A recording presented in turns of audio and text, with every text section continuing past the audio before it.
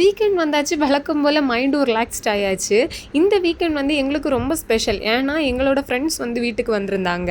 So எல்லாருமா சேர்ந்து டியூப்லியில் இருக்கிற அல் ரொமான்சியா போயிருந்தோம். இங்கே இருக்கிற எல்லா மீட் வெரைட்டிஸும் எனக்கு ரொம்ப பிடிக்கும். அதனால் இந்த வாட்டி கொஞ்சம் ஸ்பெஷலாகவே ஆர்டர் பண்ணியிருந்தோம்.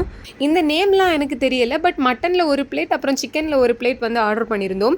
மட்டனில் ஆர்டர் பண்ணது 8.6 பிடி வந்து ரேட் போட்டிருந்தாங்க. டேஸ்ட்டுக்கெல்லாம் எந்த பஞ்சமும் இல்லை, சூப்பராக இருந்துச்சு. 10 out of 10 கொடுக்கலாம். ஆனால் டிசப்பாயின்மெண்ட் ஆனது என்னென்னா 8.6 பிடி கொடுத்தும் இந்த மட்டனில் ஒரே ஒரு பீஸ் தான் கொடுத்துருந்தாங்க. நாங்கள் கேட்டிருந்தோம், அதுக்கு அவங்க எதெல்லாமோ ரீசன் சொல்லியிருந்தாங்க. யூஸ்வலாக இந்த பிளேட்டுக்கு வந்து 3 பீசஸ் வருமா.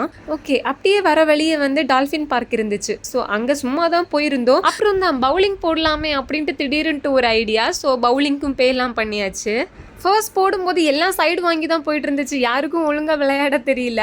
அப்புறம் தான் தமிழ் அண்ணா ஃபர்ஸ்ட் ஹிட் பண்ணாங்க. அப்புறம் எல்லாரும் அடுத்தடுத்து சூப்பராக விளையாடிட்டோம். அப்படியே வீக்கெண்ட் ஜாலியாக போயாச்சு.